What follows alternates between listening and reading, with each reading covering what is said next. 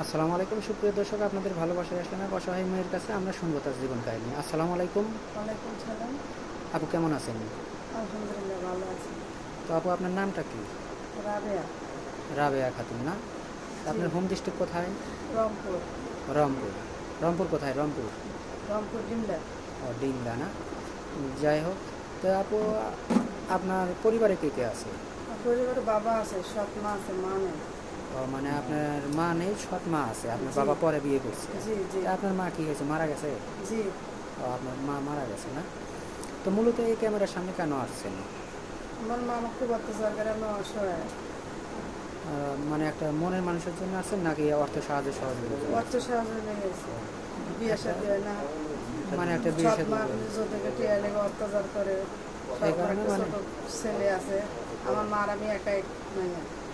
ও মানে আপনার মার আপনি একাই সন্তান? জি জি ও আচ্ছা। তো এখন আসছেন যে একটা ভালো একটা মনের মানুষের জন্য না, জি জি। যে বিয়ে শাদী করবেন। হ্যাঁ। তো সে অনেক প্রবাসী ভাই আছে যে আপনার হলো বিয়ে করতে চায়।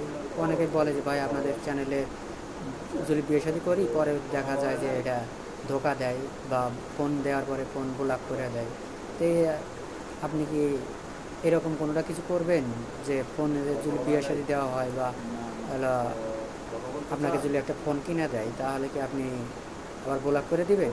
না না না, সত্যি বলছেন তো? সত্যি। ও আচ্ছা। তো আপনার কি ফোন আছে? না, আমার ফোন নেই, আমি খুব অসহায়।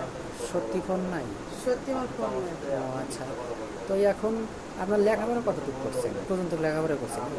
হ্যাঁ হ্যাঁ। 8 পর্যন্ত? জি ও আচ্ছা। তো এখন আপনি এই যে অনেক প্রবাসী ভাই যদি আপনাকে বিয়ে করে প্রবাসে নিয়ে যেতে চায়, আপনি কি যেতে রাজি আছেন? জি রাজি। সত্যি বলছেন তো? সত্যি বা বলতেছি। যদি বিয়ে করে আপনাকে দেশে রেখে যায়, আপনি তো আবার পর বিয়ে করে অন্য ছেলের সাথে চলে যাবেন না? না না না, আমি খুব অসহায় ভাই, যাবো না। আমি কষ্ট বুঝি। যাই হোক। তো অনেক প্রবাসী ভাই দেখা যায় যে ওয়াইফের নামে টাকা পয়সা রাখে, দেখা যায় যে সেই টাকাগুলো নিয়ে অন্য ছেলের সাথে হাত ধরে চলে যায়। না না আপনার ভাই। স্বামী যদি আপনাকে কোনো টাকা পয়সা আপনার অ্যাকাউন্ট করে দেয়, তাহলে তো আবার সেই টাকা পয়সা নিয়ে চলে যাবেন না? না ভাই নাই, আমি খুব কষ্টের মধ্যে আসলাম, আমি সবই বুঝি। এক ঠকা যাবো না। জি জি, বুঝতে এর পারছি যে কষ্ট বোঝা লাগবে যে আমারও। অনেক কষ্ট করে হ্যাঁ কিন্তু হ্যাঁ কামাই করে। হ্যাঁ, তার কারণে আমারও যে, কষ্টের বোঝা লাগবে। জি জি সেটাই। তো এখন আপনার যে এই যে এক সালে আপনার বয়স কত হয়েছে? 22 বছর। 22 বছর। জি। ও আচ্ছা। তো আপনার হলো ঘরে সৎ মা, মানে সৎ মা আপনাকে দেখতে পারে না? না না, খুব অত্যাচার করে। ও আচ্ছা। তো এই এখন আপনি আমাদের মূলত ক্যামেরার সামনে আসছেন যে একটা মনের মানুষ পাওয়ার জন্য।